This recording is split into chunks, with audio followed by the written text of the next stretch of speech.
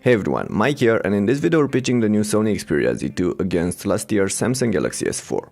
If you want to see how the two fare against each other and whether or not it's worth upgrading from the Galaxy S4 to the Xperia Z2, stay with me for the next couple of minutes. Wrapping your fingers around these two for the first time, the S4 feels like a toy next to the Z2. And that's because the Xperia is both heavier and more massive than the Galaxy. It's also much sturdier, like a premium device should, as the plastic made S4 annoyingly squeaks in hand, while the glass and metal monolith that is the Z2 does not budge at all, not even when squeezed hard. First impressions aside though, the Galaxy still has some chips on its side of the table. The ports are easily accessible, the plastic rear plate is removable and reveals an easily replaceable battery, and last but not least, if you don't like the plastic case or fear that this phone is too fragile, you can easily put a bumper or cover on it and still end with a device smaller and lighter than the Z2. Of course, the Xperia is IP certified, like all the Zs before, and that's why the ports are covered by plastic caps. And in order to keep the scratches at bay, there's a thin protective film applied over the glass surfaces, but despite that, the phone is far from being ruggedized, so don't drop it. Anyway, let's have a more detailed look at these two. The screens take most of the front faces with the cameras and sensors on top.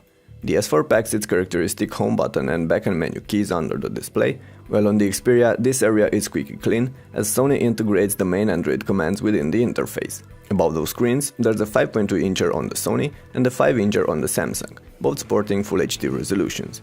But Samsung went for an AMOLED panel, while Sony uses a triluminous TFT panel. This translates in poor brightness for the Samsung and oversaturated colors, but also perfect blacks, contrast and viewing angles. Sony's screen is clearly brighter, displays richer whites and at least in theory should paint more realistic colors. But they're actually quite oversaturated themselves on this test unit, and I'm not sure if that's a flaw with this particular device or a given with all the Z2s. On top of this, Sony did address what was their major drawback with the previous Zs, the viewing angles. And while we're looking at the front faces, I should also mention that both these phones offer notification LEDs, a round one on the Galaxy and a thin and long one on the Xperia hidden in the earpiece. Which also hides one of the speakers, by the way, as this phone has a set of stereo speakers flanking the screen and firing sound towards the user. Samsung's rear-placed speaker is louder, but the two are actually close in terms of audio quality, which is impressive for the Z2 given how it is waterproof and those chambers are covered by membranes. Looks aside, the two phones are both running Android, 4.3 Jelly Bean on the Galaxy, 4.4 KitKat on the Xperia, with custom skins on top. However, while Samsung's TouchWiz is slow and cluttered with too many functions and apps, Sony's take is much cleaner and light years ahead in terms of design.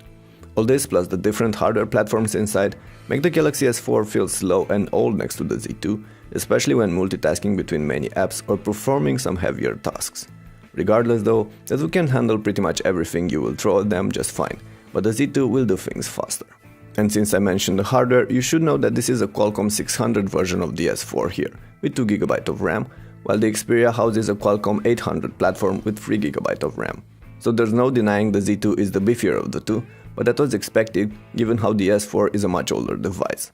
You should also know that I have the 16GB version of these phones in here, and on the Xperia there's more space available for your own content, due to its cleaner OS and fewer bundled applications. Both devices will accept microSD cards though, and the S4 is also available with 32 or 64GB of internal memory. Last but not least, I cannot end this section without telling you a few words about that bundled software I mentioned earlier. Sony packs the Z2 with its own album, Walkman and PlayStation apps, plus a few of its content services. On the Samsung, you do get a vast range of S apps, from S-Memo to S-Translator or S-Health, which uses the extra sensors inside the S4. And you also get the suite of gestures, air view and eye tracking functions. They're not useless, some of you might actually enjoy them. I for one though have disabled pretty much all these things a few days after buying the phone. As I wasn't using them much, they bogged down performances and ate through battery life. Anyway, enough about this. Let's turn our attention onto the main shooters.